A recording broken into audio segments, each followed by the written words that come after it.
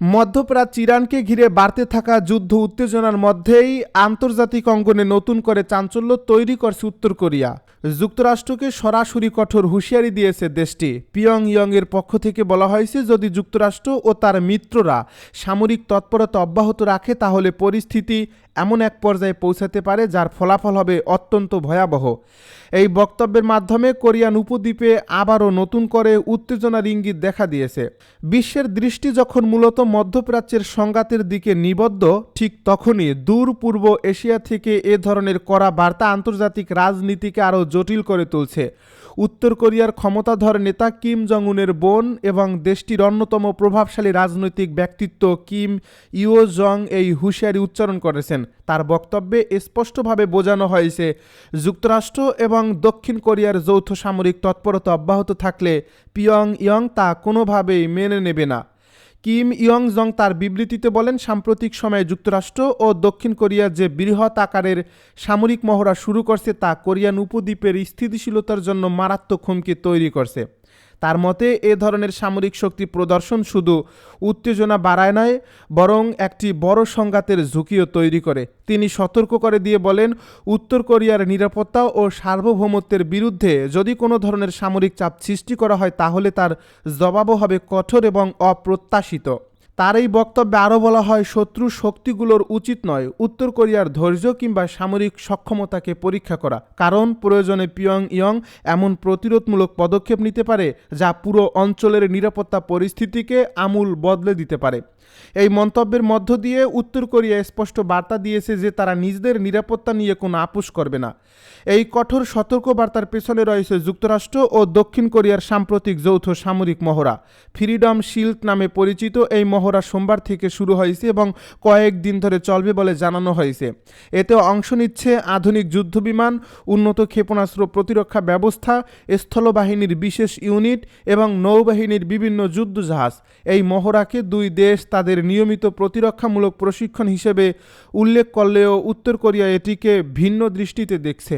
Washington ও সিউলের ভাষ্য অনুযায়ী এই মহড়ার মূল উদ্দেশ্য হচ্ছে সম্ভাব্য হুমকির বিরুদ্ধে প্রস্তুতি বাড়ানো এবং দুই দেশের যৌথ প্রতিরক্ষা ব্যবস্থাকে আরও শক্তিশালী করা। বিশেষ করে উত্তর কোরিয়ার ক্ষেপণাস্ত্র ও পারমাণবিক কর্মসূচি নিয়ে উদ্বেগের কারণে এই ধরনের মহড়াকে তারা প্রয়োজনীয় বলে মনে করছে। তবে পিয়ংইয়ং দীর্ঘদিন ধরেই এই ব্যাখ্যা প্রত্যাখ্যান করে আসছে।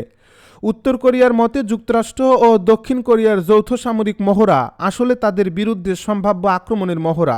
পিয়ংইয়ংয়ের কর্মকর্তারা বারবার দাবি করে আসছেন যে এই ধরনের সামরিক প্রস্তুতি কোরিয়ান উপদ্বীপে উত্তেজনা বাড়িয়ে দেয় এবং শান্তির সম্ভাবনাকে দুর্বল করে।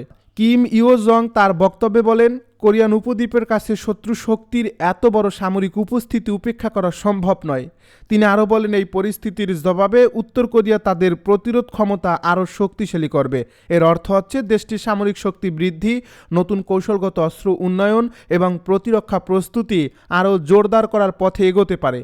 পিয়ংইয়ং ইতিমধ্যেই গত কয়েক বছরে তাদের ক্ষেপণাস্ত্র প্রযুক্তি এবং সামরিক সক্ষমতায় উল্লেখযোগ্য অগ্রগতি অর্জন করছে বলে দাবি করছে।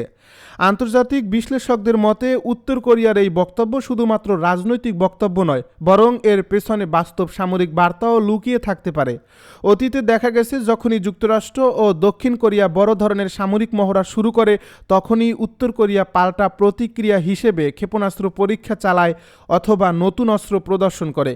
এ কারণে অনেক বিশেষজ্ঞ আশঙ্কা করছেন, সাম্প্রতিক এই সতর্ক বার্তার পর উত্তর কোরিয়া আবারও নতুন ক্ষেপণাস্ত্র পরীক্ষা চালাতে পারে। এমনকি তারা নতুন ধরনের অস্ত্র প্রযুক্তি প্রদর্শনের মাধ্যমেও আন্তর্জাতিক মহলে নিজেদের শক্তি দেখাতে পারে। এই ধরনের পদক্ষেপ কোরিয়ান উপদ্বীপের নিরাপত্তা পরিস্থিতিকে আরও উত্তপ্ত করে তুলতে পারে।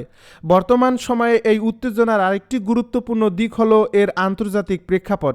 একই সময়ে মধ্যপ্রাচ্য ইরানকে ঘিরে উত্তেজনা দ্রুত বাড়ছে এবং সেখানে যুক্তরাষ্ট্র সরাসরি বা পরোক্ষভাবে সামরিকভাবে জড়িয়ে পড়ছে। এর ফলে বিশ্লেষকদের একটি অংশ মনে করছেন, যুক্তরাষ্ট্র যখন একসঙ্গে একাধিক ভূ রাজনৈতিক চ্যালেঞ্জের মুখোমুখি হতে পারে। একদিকে মধ্যপ্রাচ্য ইরানকে কেন্দ্র করে সংঘাতের ঝুঁকি বাড়ছে, অন্যদিকে পূর্ব এশিয়ায় কোরিয়ান উপদ্বীপে নতুন করে সামরিক উত্তেজনা তৈরি হচ্ছে। এই দুই সংকট একসঙ্গে বিশ্ব রাজনীতিকে আরও জটিল ও অনিশ্চিত করে তুলতে পারে। আন্তর্জাতিক কূটনীতিকদের মতে যদি এই পরিস্থিতি দ্রুত নিয়ন্ত্রণে না আনা যায় তাহলে তা বৈশ্বিক নিরাপত্তা ব্যবস্থার উপরও প্রভাব ফেলতে পারে। কিম ইয়োজং তার এই বিবৃতিতে আরও বলেন, উত্তর কোরিয়ার সার্বভৌমত্ব ও নিরাপত্তা কোনোভাবেই লঙ্ঘন করা যাবে না। যদি কেউ এমন চেষ্টা করে তাহলে পিয়ংইয়ং তার জবাব দিতে পিছু পা হবে না। তার ভাষায়, দেশের নিরাপত্তা রক্ষার প্রশ্নে উত্তর কোরিয়া সব ধরনের পদক্ষেপ নিতে প্রস্তুত।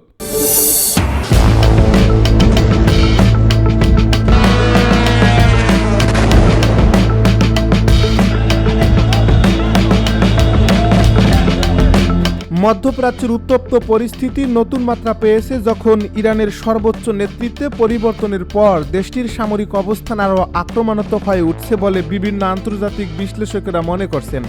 সাম্প্রতিক কয়েকদিন ধরে ইসরায়েলের বিভিন্ন গুরুত্বপূর্ণ স্থাপনা লক্ষ্য করে ইরান একের পর এক ক্ষেপণাস্ত্র হামলা চালাচ্ছে বলে দাবি করা হয়েছে। তেহরান বলছে নিজেদের ক্ষয়ক্ষতির পরোয়া না করেই তারা এই অভিযান চালিয়ে যাবে। এই পরিস্থিতিতে এই অঞ্চল জুড়ে যুদ্ধবিরতির আলোচনা নিয়ে নতুন করে আলোচনা শুরু হলেও ইরান সেই প্রস্তাব প্রত্যাখ্যান করছে বলে জানা গেছে।